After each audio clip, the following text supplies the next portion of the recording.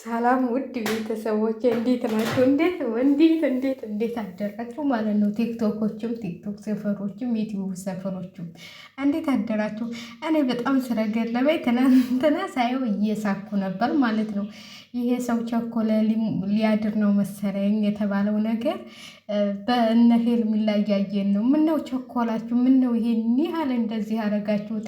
እዛ ጋር ደስታ በጭፈራ እዚህ ጋር አብርሽና ምናምን በጭፈራ ምንድነው ነገሩ? እኔ ያልገባኝ ነገር እዛ ጋር ሩታ ማልቀስ ምንድነው? እስቲ ንገሩኝ። እኔ ሚስጥሩ ምንድነው ይሄ ነገር? እና ሄርሜላዬ አጨፈሪ፣ ከአንተ ጋር መኖር ነው የምፈልገው። አንቺ አታፍሪም እንዴ? የሁለት ልጆች አባት ልጆችህን ለይና ከኔ ጋር ኑር ማለት እኮ በጣም ብልግናና በጣም ነውር ነው። ነውር እንኳን አታውቂም። እኔ እንጃ የሆነ በቃ ማለት ሌጣ ሰው እንኳን ኩኖ ከአንተ ጋር ልኖር ከአንተ ጋር ያደርገው ሞቴ ምናምን ብትይ ጥሩ ነው።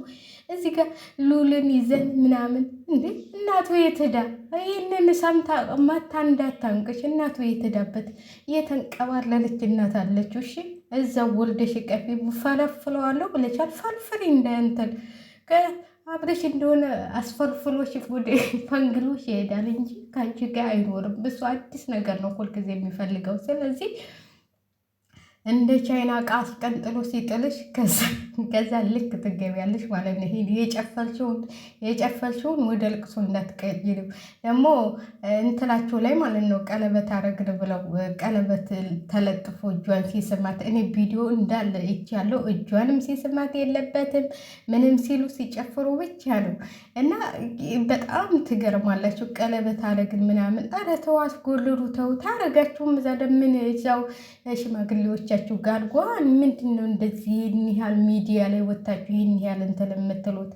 ሩታ እንደሆነች በቃ አትናደድም። ታሁን በኋላ ምንም የሚያናድዳት ነገር የለም። እሷም የራሷን ህይወት ትኑር። አሁን እሷ የራሷን ህይወት ትኑር ስትባል ለምን ትላለህ? እንደገና ደግሞ እሷ ገፉን ስትባል ለምን? ሁለት ልብ ሆነሃልና በነገራችን ላይ እና አቤል ማለት ነው አቤል ምናምን የምትሏቸው ጨፋሪዎቹ ማለት ነው ባታሽቃብጡ ጥሩ ነው። እዚህ ጋር ልጁን ማየት አለባቸው። ይህን ቪዲዮ እስቲ ልጁ ምን ይላል ሲያየው ብላችሁ ማለት አለባቸው። ይሄ ልጅ እኮ እያድጋል።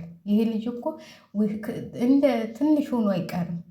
ስለዚህ እንደ ትንሽ እንኳን ብታረጋጉት ብዬ ነው የማስበው። ይህን ያህል መንበራቀጥ ተንበራቀሽ። አንቺ ደግሞ እንደ በቁምጣ ነው እንዲጨፈረ የሆነው ዘንድሮ። በቁምጣ ነው እንዲሰርጉ የእናንተ ሰርግ ደግሞ በቁምጣ ነው እንዲቀለበተረ የእናንተስ ከፋ ማለት ነው። ወይ ጉድ! እንዴ የትም ሀገር እኮ ቢሆን በቁምጣኛ ቀረበት ሲያደርጉ አላየንም። የቀረበት ቁምጣ አለ እንዴ? እስቲ ጠይቁ በየሄዳችሁበት ወደ ቲክቶክም ወደ ምንም እየዞራችሁ። እኔ አላውቅም የቁምጣ እንትን ማለት ነው። እኔ እኮ አብሬሽ የሚያረግህን አሳጣክ። እግዚአብሔርን ቀዝቀዝ በል።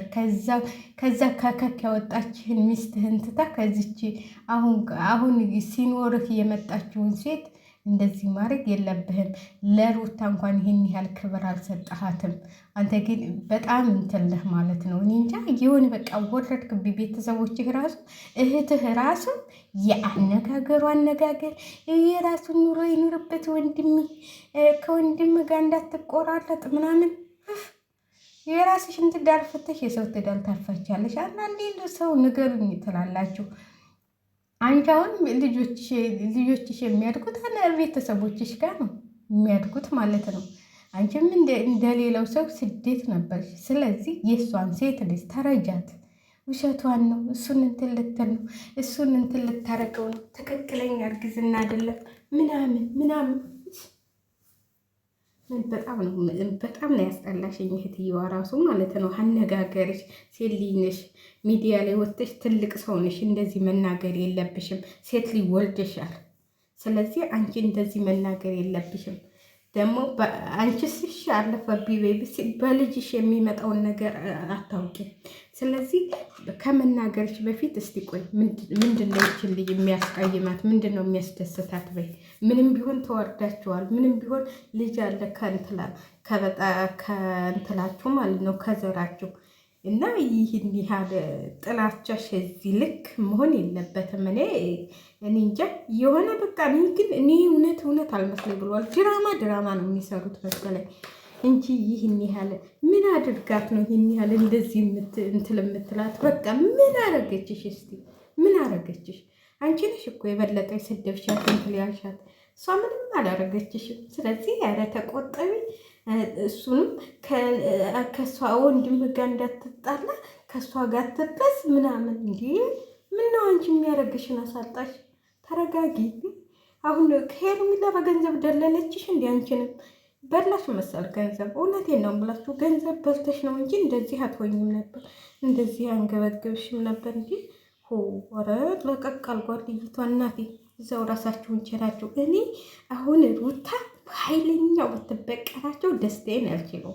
በኃይለኛው በቃ ተበቀላቸው። እነዚህ እንደው ቀለበት እናደርጋለን ብለው ሲሄዱ ፖሊስ ጣቢያ እና ብትታገሱ ጥሩ ነው ብዬ ነው የማስበው ማለት ነው። ብትታገሱ ገቻልን ክብል እያለ ነው። እና ለማንኛውም እንግዲህ አብሬሽና ሄርሜላ አለማቸውን እየቀጩ ነው። የልጅ አባት ይዛ የሰው የልጅ አባት ቀምታ ማለት ነው።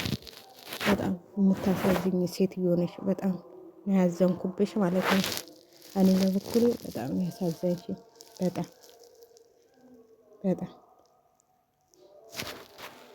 ነው። በጣም የራስሽን ህይወት እንትን ማለት አቅቶሽ የሰው በሰው ህይወት ገብተሽ እንደዚህ ይህን ያህል ብዝቁልቁሉን የምታወጪው የራስሽን ህይወት መጨረሻሽን አይቼው ነው የምለው።